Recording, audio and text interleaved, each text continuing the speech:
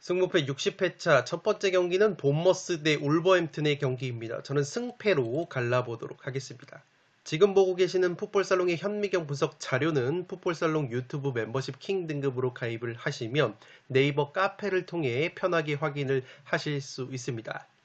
통계적인 부분은 화면을 멈추셔서 구독자 여러분들이 확인을 해 주시기 바랍니다. 살롱 코멘트로 빠르게 넘어가서 분석을 진행을 하도록 하겠습니다.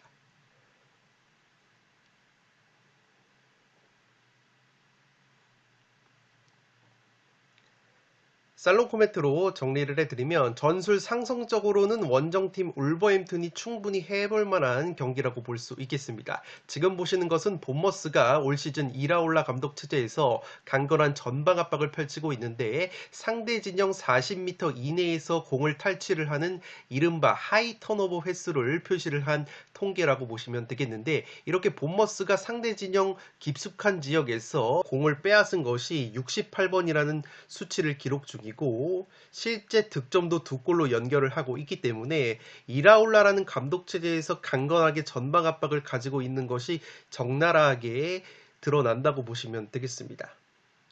실제 본머스 같은 경우에는 올 시즌 프리미어리그에서 득점이 5골로 가장 적은 팀인데 그 5골 중에서 그래도 2골이 전방 압박에 의한 득점이었기 때문에 전방 압박 자체는 나쁘지 않게 이루어지고 있다고 보시면 되겠습니다. 올 시즌 상대의 파이널 서드 지역에서 총 641회의 압박을 펼치면서 경기당 80.1회의 압박을 보여주고 있는 본머스인데, 이러한 통계는 뉴캐슬의 경기당 81회 다음으로 프리미어리그에서 두 번째로 많은 압박 수치이기 때문에 확실히 이라올라 감독 체제에서 본머스가 전방 압박 축구를 구사를 하고 있다고 보시면 되겠습니다. 다만 공격적으로 압박 라인을 올리는 것에 비해서 프리미어리그에서 제가 득점이 가장 적은 것이 본머스라고 말씀을 드렸는데, 마찬가지로 울버햄튼 역시 이번 시즌 득점력이 굉장히 떨어지고 있지만 그래도 황희찬 선수가 공격 지역에서 굉장히 순도 높은 골 결정력을 보여주고 있기 때문에 골 결정력 측면에서는 본머스보다는 울버햄튼이 근소하게 앞서는 부분이 있다고 보시면 되겠습니다. 지금 보시는 것처럼 본머스가 전방 압박을 펼치기 때문에 이렇게 수비 뒷공간을 많이 노출을 하는 약점이 있고, 직전 에버튼 원정에서 본머스가 0대3으로 완패를 당했을 때도 에버튼이 이렇게 본머스의 수비 뒷공간을 노리는 역습으로 상당히 재미를 많이 봤기 때문에 울버햄튼 특유의 역습도 충분히 본머스 상대로 통할 가능성이 있어 보입니다. 울버햄튼 같은 경우에는 게리 오닐이라는 감독이 이끌고 있는데, 게리 오닐 감독 체제에서 울버햄튼이 선수비 후 역습 기조를 취하고 있고, 이러한 역습 전술을 통해서 최근에 강팀인 맨시티를 상대로도 승리를 거뒀다고 보시면 되겠습니다. 특히나 역습 상황에서 공격수 황희찬 선수가 프리미어리그에서 골 전환율 1등을 기록을 하고 있을 정도로 굉장히 순도 높은 골 결정력을 보여주고 있고, 울버햄튼의 네투 선수도 측면에서 굉장히 많은 어시스트를 기록을 해주고 있기 때문에 울버햄튼 특유의 역습도 충분히 통할 가능성이 있어 보입니다. 울버햄튼의 게리 오닐 감독이 지난 시즌 다름 아닌 본머스를 이끌고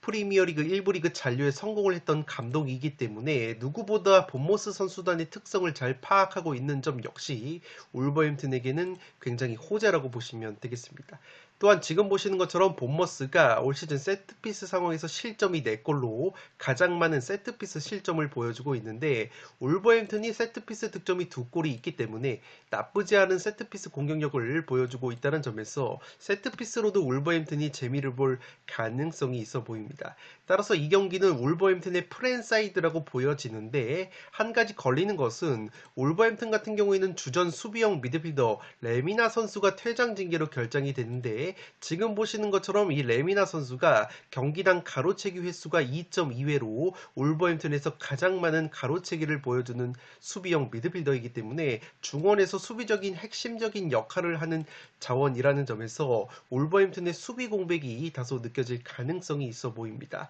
이 또한 주전 측면 수비수인 세메두 선수가 경고 누적으로 결장이 되는 울버햄튼이고 아인누리라는 측면 수비수 역시 부상 여파로 출전 여부가 불투명하기 때문에 울버햄튼이 측면 쪽에서도 수비적인 리스크가 있다고 보시면 되겠습니다. 따라서 울버햄튼이 현재 역배당을 받았음에도 불구하고 투표율이 몰려있기 때문에 이렇게 경기력적으로 프랜사이드라고 생각이 되는 경기가 뜬금없이 홈팀의 정배 결과가 나오는 것이 바로 승무패라는 점에서 이 본머스도 최근에 결과가 따라오지 않는 거지 경기력 자체는 나쁘지가 않다는 점에서 충분히 울버햄튼 정도라면 시즌 첫 리그 승리를 노려볼 만한 매치라고 생각이 되고 있습니다. 최근에 울버햄튼 상대로 두 경기에서 1승 1무 무패를 달리고 있는 본머스이고 앞서 말씀을 드렸지만 울버햄튼의 게리 오닐 감독이 본머스 감독으로서 지난 시즌 활약을 했다고 말씀을 드렸는데 반대로 생각을 하면은 본머스 선수들 역시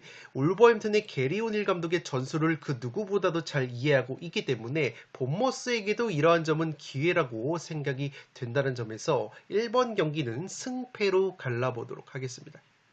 두 번째 경기는 브렌트포드 대 번리의 경기인데 승무 투폴로 가보도록 하겠습니다. 독식 픽으로는 무승부가 아니라 승패로 갈라보실 것을 추천드리도록 하겠습니다.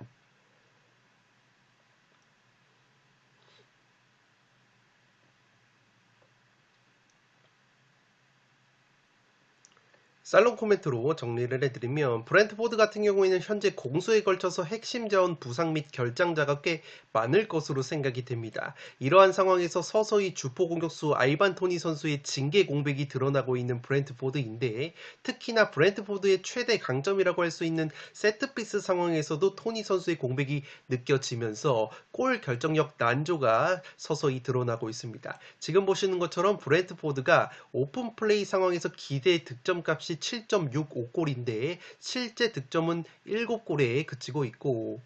세트피스 역시 기대 득점이 4.95골로 가장 높은 팀이지만 실제 세트피스 득점은 2골에 그치고 있기 때문에 확실히 브렌트포드가 특히나 세트피스 상황에서 골 결정력이 아쉽다고 보시면 되겠습니다. 아무래도 세트피스 상황에서 뚝배기 한 방이 좋은 토니 선수가 징계로 결장 중이고 최근에는 베테랑 수비수 벤미 선수까지 부상 여파로 결장이 되고 있기 때문에 세트피스 상황에서 마무리를 해줄 수 있는 브렌트포드의 뚝배기들이 없다는 것이 굉장히 아쉽다고 보시면 되겠습니다. 제가 세트피스를 강조를 드리는 이유는 지금 보시는 것처럼 번리라는 팀이 세트피스 실점이 3골로 프리미어리그에서 두 번째로 많은 세트피스 실점을 하고 있기 때문에 브렌트포드가 이번에 번리 상대로 세트피스 상황에서 마무리를 지어주지 못한다면 의외로 어려운 경기를 할 가능성이 있어 보입니다. 그도 그럴 것이 시즌 초반에 토니 선수의 공백을 잘 메워줬었던 브렌트포드의 공격수 움베우모 선수와 위사 선수가 최근에 A매치 포함해서 각각 6경기, 9경기에서 무득점 침체에 빠져 있기 때문에 브렌트포드의 주요 공격 자원들의 골 결정력이 다소 떨어져 있다고 보시면 되겠습니다. 또 다른 측면 공격수 케빈 샤데 선수가 부상으로 이탈이 된 브렌트포드이고 에버튼에서 데려온 닐 무페이라는 공격수 같은 경우에는 여전히 떨어지는 골 결정력을 보여주고 있기 때문에 여러모로 최전방 무게감이 상당히 약화가 된 브렌트포드라고 보시면 되겠습니다. 아직까지 홈 4경기에서 리그 승리가 없다는 점 역시 브렌트포드에게는 굉장히 부담스러운 요소라고 보시면 되겠습니다. 다만 여전히 전술 상성적으로는 브렌트포드가 할만해 보이는 것은 원정팀 번리가 올 시즌 여전히 2부 리그 시절 때 보여줬었던 공격적이고 호전적인 축구를 구사를 하고 있다는 점입니다. 특히나 번리가 압박 라인 자체를 다소 높게 가져가는 경향이 있기 때문에 브렌트포드 특유의 롱볼 그리고 역습 한 방으로 재미를 보는 그림이 그려지지 않나 싶습니다. 물론 브렌트포드가 역습의 위력도 지난 시즌보다 떨어진 것이 롱볼 패스 한 방이 뛰어난 골키퍼 라야 선수가 아스날로 이적이 됐고 최근에 라야 선수의 대체자로 영입이 된 플래켄 골키퍼가 질병 여파로 직전 맨유전에서 결장이 됐었기 때문에 브렌트포드의 롱볼 역습 또한 위력이 반감이 된 부분이 있다고 보시면 되겠습니다. 이 번리 같은 경우에는 올 시즌 오히려 원정에서 성적이 좋은 상황이고 최근에 2부 리그 시절 맞대결을 고려를 하면 브랜트포드 상대로 6경기에서 5승 1패의 상대 전적에 우위가 있는 번리라고 보시면 되겠습니다. 번리의 주포 공격수인 포스터 선수와 암도우니 선수의 컨디션이 최근 나쁘지 않은 모습이 있기 때문에 브랜트포드의 최근 경기력과 골 결정력 저하, 핵심 자원 부상 이탈 공백까지 고려를 한다면 이변의 리스크가 다소 있는 매치라고 생각이 되기 때문에 이 경기는 승무 투폴로 가는데 독식픽으로는 무승부 대신에 승패로 갈라보실 것을 추천드리도록 하겠습니다. 3번 경기는 맨시티 대 브라이튼의 경기인데 맨시티의 단통 승리로 가보도록 하겠습니다.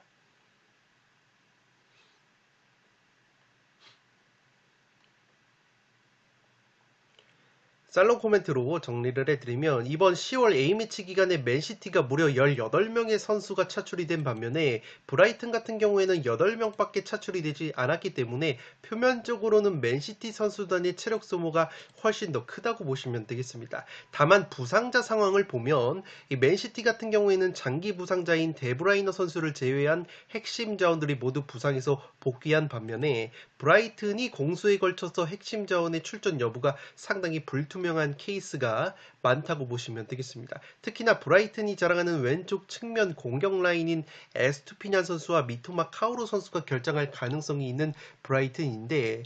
일단 왼쪽 측면 수비수인 에스투피냔 같은 경우에는 부상으로 100% 결장이 확정적이고 왼쪽 측면 공격수인 미토마 선수 같은 경우에는 이번 A매치 기간에 몸 상태가 좋지 않아서 일본 대표팀에서 조기에 소집 해제가 됐기 때문에 이 브라이튼의 미토마 카오루 선수가 A매치 기간에 얼마만큼 컨디션을 회복을 했을지가 상당히 관건이라고 보시면 되겠습니다. 브라이튼 같은 경우에는 올 시즌 프리미어리그에서 득점이 21골로 맨시티보다도 많은 득점을 기록을 하고 있지만 리그 8경기에서 무실점 경기가 없었을 정도로 꾸준하게 실점을 하고 있는 수비가 상당히 불안한 팀이라고 보시면 되겠습니다.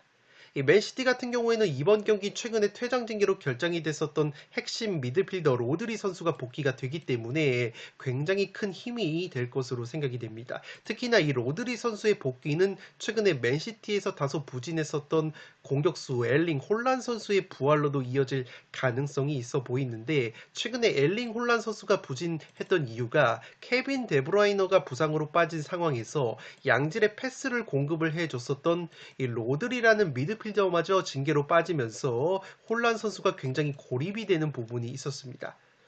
지금 보시는 것처럼 이 홀란 선수가 올 시즌 프리미어리그에서 8골을 넣었는데 지금 보시는 것처럼 그 8골 중에서 4골이 무려 측면에서의 컷백 크로스를 받아서 넣은 득점이었다고 보시면 되겠습니다. 이 컷백이라는 공격 패턴은 상대 진영 박스 안 측면에 선수가 침투를 해서 깊숙이 들어간 다음에 대각선으로 꺾어주는 크로스를 컷백이라고 말을 하는데 이러한 컷백 공격이 원활하게 이루어지려면 먼저 상대 측면 수비수와 중앙 수비 사이 공간, 이른바 하프 스페이스 공간 침투를 통해서 박스 안으로 진입을 해야 하는 선수가 있고 그 선수를 향해서 양질의 침투 패스나 전진 패스를 넣어줄 수 있는 미드필더가 필요한데 그러한 전진 패스를 넣어줄 수 있는 선수가 케빈 데브라이너나 로드리 선수였는데 맨시티가 케빈 데브라이너가 부상으로 빠진 상황에서 그 역할을 로드리 선수 혼자서 거의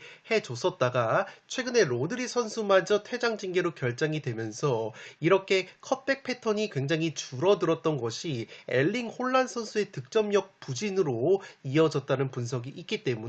정리를 해드리자면 이번 경기는 로드리 선수가 복귀가 가능하기 때문에 로드리 선수 특유의 양질의 전진 패스나 침투 패스가 들어갈 가능성이 높고 그렇게 된다면 이렇게 맨시티 특유의 하프 스페이스 침투 그리고 컷백 패턴이 살아나면서 홀란 선수의 득점력까지 덩달아 살아날 수 있다는 분석이 있기 때문에 풋볼살롱이 한번 소개를 해드렸다고 보시면 되겠습니다. 실제 지금 보시는 것처럼 이 로드리 선수가 경기당 롱패스 정확도가 프리미어리그에서 가장 뛰어난 선수이고, 이 지금 보시는 것처럼 전진 패스 횟수 역시 이번 시즌에 5번째로 많은 미드필더이기 때문에 이 로드리 선수가 있고 없고의 차이가 맨시티는 상당히 전력차가 굉장히 많이 나고 있다고 보시면 되기 때문에 이번 경기는 브라이튼전에 정상적으로 복귀가 가능하다는 점에서 맨시티가 충분히 좋은 경기력을 회복을 할 가능성이 있어 보입니다. 이 로드리뿐만 아니라 맨시티 같은 경우에는 스톤스, 베르나르도 실바 같이 중원에 가용한 핵심 미드필더 자원들이 모두 부상해서 돌아왔기 때문에 상당히 고무적인 부분이 많은 것이 바로 맨시티라고 보시면 되겠습니다. 비록 체력 소모가 굉장히 컸던 10월 A매치 기간이지만 최근에 브라이튼의 수비 공백 그리고 수비적인 불안감을 고려를 한다면 맨시티의 승리 가능성이 높은 매치라고 생각이 되고 있습니다. 3번 경기는 맨시티의 단통 승리로 가보도록 하겠습니다. 네 번째 경기는 노팅엄 대 루턴타운의 경기인데 승무 투폴로 가보도록 하겠습니다. 독식 픽으로는 무승부 대신에 승패로 갈라보실 것을 추천드리도록 하겠습니다.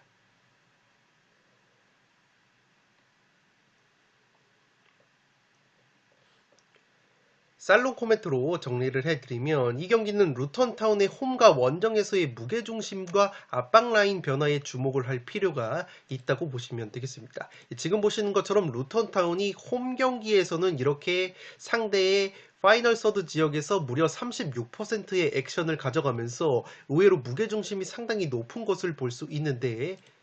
아래에 보시면 원정에서는 루턴타운이 36%에서 24%로 상대 진영 액션 비중이 줄어들면서 확실히 원정에서는 엉덩이를 뒤로 빼는 모습이 있기 때문에 루턴타운이 노팅엄 원정에서는 홈에서의 만큼의 무게중심을 보여줄 가능성은 상당히 떨어진다고 보시면 되겠습니다.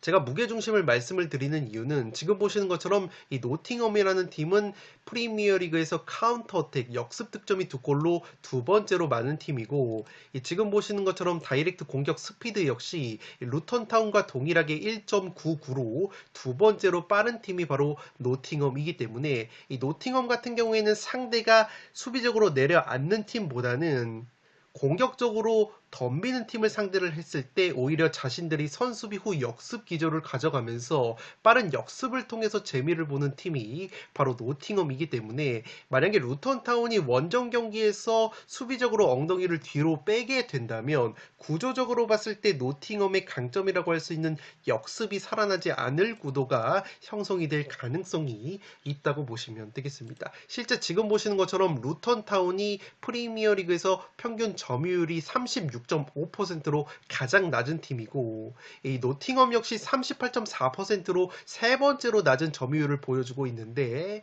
현재 순위상으로 노팅엄이 더 높은 순위에 있는 팀이고 이번 경기는 노팅엄의 홈 경기라는 점에서 이 노팅엄이 의도치 않게 점유율을 더 높게 가져갈 가능성이 있기 때문에 이 노팅엄이 만약에 주도적인 경기를 하는 구도가 형성이 된다면 굉장히 어색한 경기력이 나올 가능성이 있다고 보시면 되겠습니다. 또한 지금 보시는 것처럼 노팅엄이라는 팀이 기본적으로 제공권의 강점이 있는 팀인데 올 시즌 프리미어리그에서 제공권 순위가 4등이기 때문에 기본적으로 높이의 강점이 있다고 보시면 되겠는데 루턴타운 같은 경우에는 노팅엄보다도 훨씬 더 뛰어난 제공권을 보여주면서 올 시즌 프리미어리그에서 제공권이 가장 뛰어난 것이 바로 루턴타운이기 때문에 노팅엄의 또 다른 강점이라고 할 수 있는 제공권 지표 면에서도 루턴타운이 더 좋은 지표를 보여주고 있기 때문에 이러한 점 역시 노팅엄에게는 상당히 부담스러운 요소가 될 것으로 생각이 됩니다. 지금 보시는 것처럼 양팀 모두 세트피스 수비에 약점이 있는데 특히나 노팅엄 같은 경우에는 세트피스 실점이 4골로 가장 많은 세트피스 실점을 보여주고 있기 때문에 루턴타운 특유의 제공권을 앞세운 세트피스로도 실점을 당할 가능성이 충분히 있는 루턴타운이라고 보시면 되겠습니다. 이 또한 10월 A매치 차출에 따른 체력 누수도 노팅엄이 훨씬 심하다고 보시면 되겠는데 루턴타운 같은 경우에는 총 6명이 차출이 됐는데 그 중에서 주전급 자원은 5명밖에 없었기 때문에 체력 소모가 굉장히 없었던 A매치이고, 그에 반해서 노팅엄 같은 경우에는 16명이나 대표팀 차출 명단에 이름을 올렸었기 때문에 이번 10월 A매치 기간에 체력 누수 역시 노팅엄이 훨씬 심하다고 보시면 되겠습니다. 또한 노팅엄의 핵심 공격수인 아워니 선수가 현재 부상으로 빠져 있는데, 이 아워니 선수가 팀 내에서 가장 많은 득점인 3골을 리그에서 넣어주고 있고, 역습 상황에서도 빠른 스피드와 침투 그리고 마무리를 보여줄 수 있는 노팅엄의 아워니이기 때문에 이 아워니가 빠지는 것 역시 노팅엄에게는 굉장히 뼈아픈 전력 누수라고 보시면 되겠습니다. 물론 노팅엄이 직전 크리스탈 팰리스 원정에서도 이 아워니 선수가 없는 상황에서 비록 0대 0으로 무승부에 그쳤지만, 크리스탈 팰리스를 상대로 경기 내용 자체가 좋았고 크리스탈보다 슈팅을 2배가량 더 많이 때리면서 좋은 경기력을 보여줬었기 때문에 노팅엄 특유의 홈발을 고려한다면 여전히 경기력적으로는 노팅엄의 승리 가능성이 높아 보이지만, 전술 상성적인 면에서 루턴 타운이 노팅엄에게 굉장히 상성적인 모습을 보여줄 가능성이 있다는 점에서 이 경기는 승무 투폴로 가는데, 독식픽으로는 승패로 갈라보실 것을 추천드리도록 하겠습니다. 5번 경기는 헤타페 대 베티스의 경기인데 단통 무승부로 가보도록 하겠습니다. 투폴 추천으로는 무패 투폴을 추천드리도록 하겠습니다.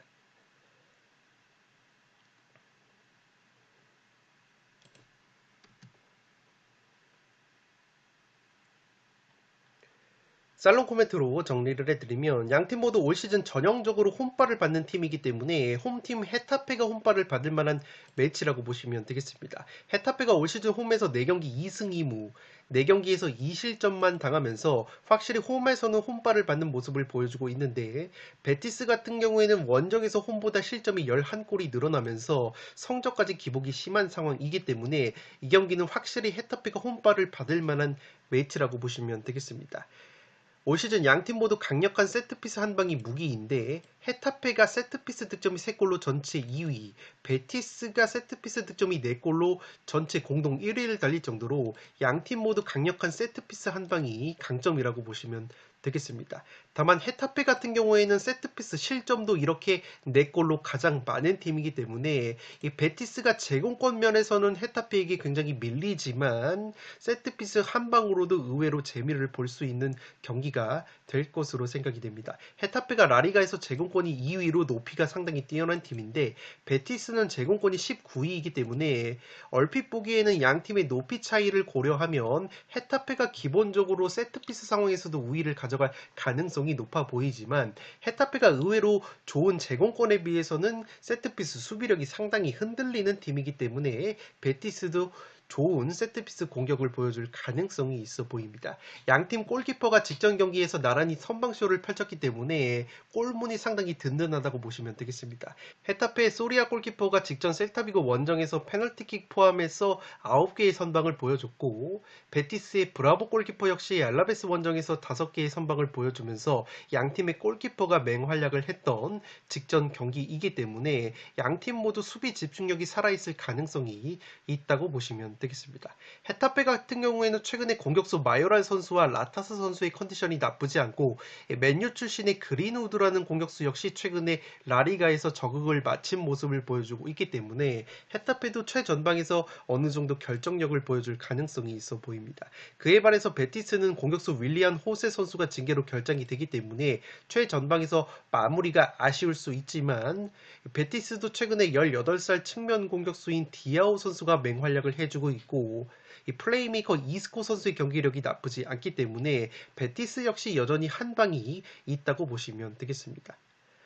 이번 경기는 퇴장을 굉장히 주의를 해야 되는 것이 바로 헤타페인데, 제가 항상 말씀을 드리지만 헤타페가 보르달라스라는 감독 체제에서 넵다페라는 굉장히 거친 축구를 구사를 하고 있고, 실제 옐로 카드가 41장으로 라리가에서 가장 많은 팀인데다가 레드 카드 역시 3장으로 라리가에서 가장 많은 팀이 바로 헤타페이기 때문에, 만약에 이번에도 헤타페가 넵다페 축구를 시전을 할 경우에는 퇴장 변수가 있을 가능성이 있어 보입니다. 이번 경기 주심을 맡는 심판을 제가 살펴봤는데,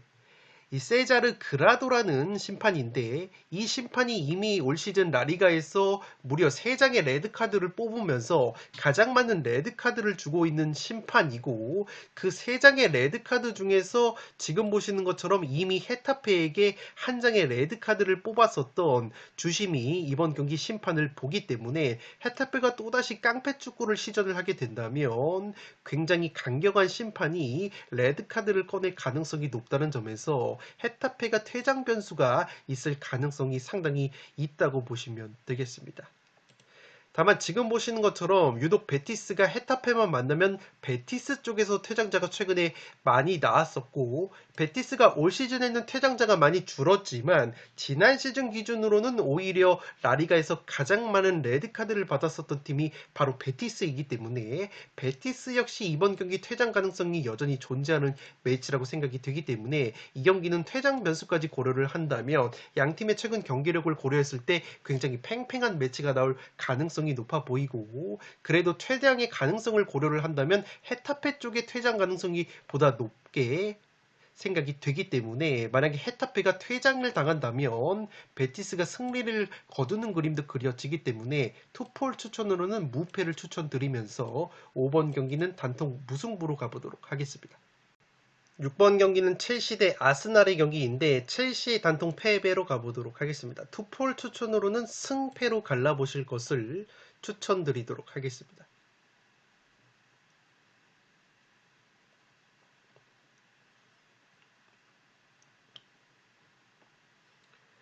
살롱 코멘트로 정리를 해드리면 양팀 모두 왕성하게 전방 압박을 펼치는 팀들이기 때문에 필연적으로 수비 뒷공간에 대한 리스크가 있다고 보시면 되겠고 지금 보시는 것처럼 아스날이 카운터어택 역습에 의한 실점이 2골로 두 번째로 많은 역습 실점을 당하고 있다고 보시면 되겠습니다. 첼시 역시 올 시즌 뒷공간이 많이 노출이 되고 있기 때문에 역습에 의한 실점이 1골이 있다는 점에서 양팀 모두 수비 뒷공간에 대한 역습이 굉장히 리스크라고 보시면 되겠습니다.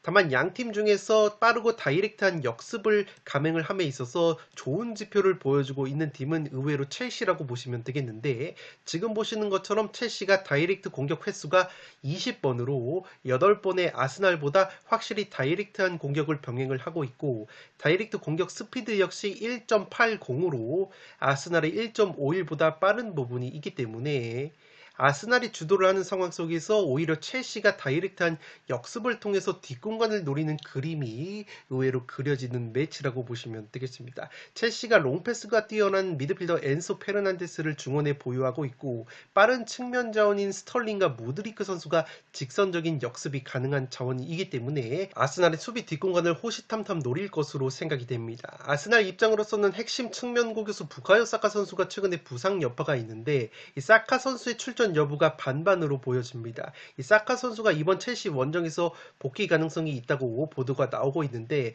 100% 확정은 아니기 때문에 만약에 아스날이 부카요 사카 선수가 또다시 결정이 되게 된다면 굉장히 뼈아픈 전력 누수가 될 것으로 생각이 되고 반대로 첼시 같은 경우에는 핵심 오른쪽 윙백인 리스 제임스 선수가 최근에 부상에서 돌아와서 훈련을 소화하는 모습이 포착이 됐기 때문에 아스날은 사카가 결장을 하는 가운데 첼시는 반대로 리스 제임스가 정상적으로 복귀가 된다면 첼시에게도 은근히 기회가 있는 매치가 될 것으로 생각이 됩니다.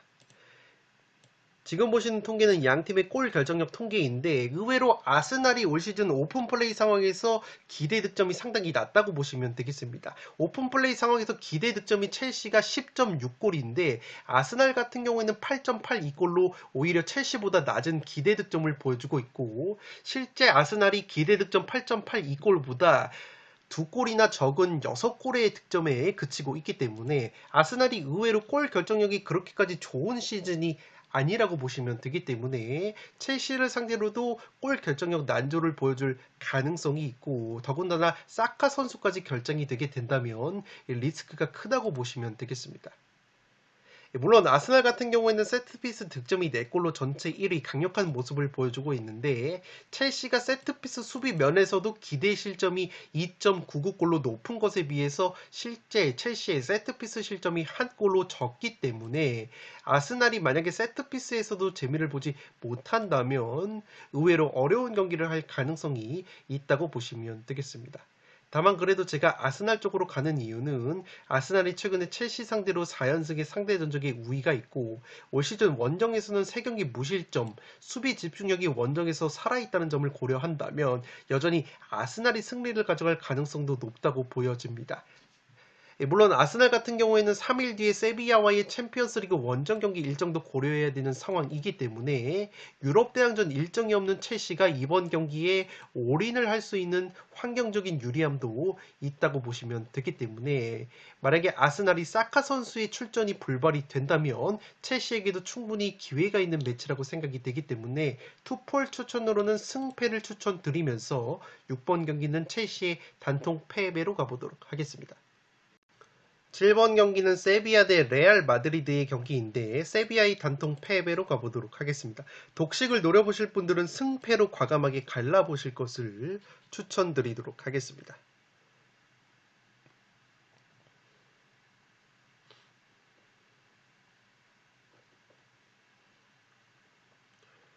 살로 코멘트로 정리를 해드리면 세비야로서는 기존의 맨들리바르 감독을 경질을 하고 새로운 디에고 알론소 감독을 최근에 선임을 했습니다. 여론 자체가 감독 교체 효과가 과연 있을 것이라는 의문감이 지배적인데 이 새롭게 세비야에 부임한 디에고 알론소 감독을 소개를 해드리면 이 카타르 월드컵 때 우루과이 대표팀을 이끌고 대한민국과 맞대결을 펼쳤던 그 감독이라고 보시면 되겠는데 당시에 대한민국에 밀리면서 16강 진출이 좌절된 감독이라고 보시면 되겠습니다. 이 디에고 알론소 감독이 카타르 월드컵 본선에서는 굉장히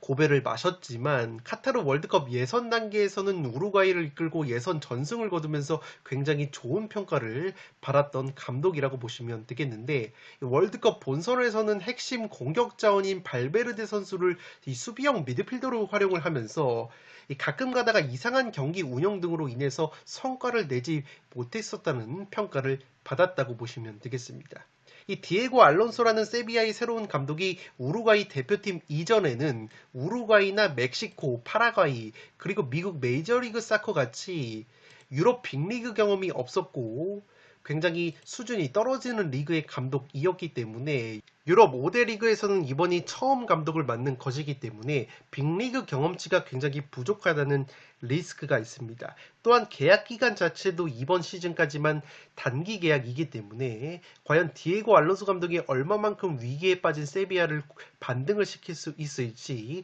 의문감이 든다고 보시면 되겠습니다.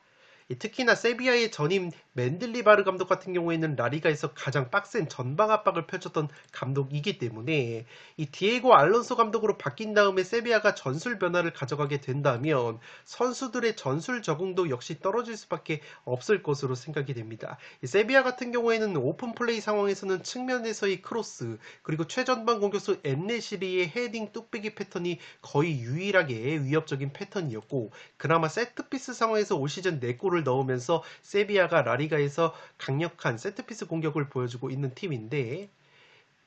지금 보시는 것처럼 레알 역시 세트피스 득점이 4골로 강력한 데다가 레알 같은 경우에는 세트피스 수비 역시 지금 세트피스 실점이 0골로 나오고 있기 때문에 세트피스 수비력까지 좋은 레알이라는 점에서 만약에 세비야가 세트피스로 재미를 보지 못한다면 레알이 수비를 뚫어내는 것은 상당히 어려울 가능성이 높아 보인다고 보시면 되겠습니다. 전반적으로 핵심 자원들이 10월 A매치 차출이 레알 마드리드 쪽이 훨씬 많았기 때문에 체력적인 누수가 우려되는 레알이지만 최근의 경기력과 세비야의 감독 교체 변수를 고려를 한다면 레알의 승리 가능성이 여전히 높아 보이는 매치라고 생각이 됩니다. 양팀 모두 이 경기 이후에 챔피언스리그 일정이 있는 것은 동일한 상황인데 다만 이변을 노려보실 분들은 세비야가 감독 교체 및 체력적인 우위가 있다는 점 그리고 세비야의 공격수 엔네시리 선수와 루케바키오 선수의 골 감각이 최근에 나쁘지 않다는 점 그리고 레알 같은 경우에는 다음 주 주말에 바르셀로나와의 엘 클라시코 경기까지 신경을 써야 되는 일정이기 때문에 의외의 세비야 사이드도 한번 노려보실 분들은 이런 점을 참고를 해주시기 바랍니다. 7번 경기는 세비야의 단통 패배로 가는데 독식픽으로는 승패로 갈라보실 것을 추천드리도록 하겠습니다.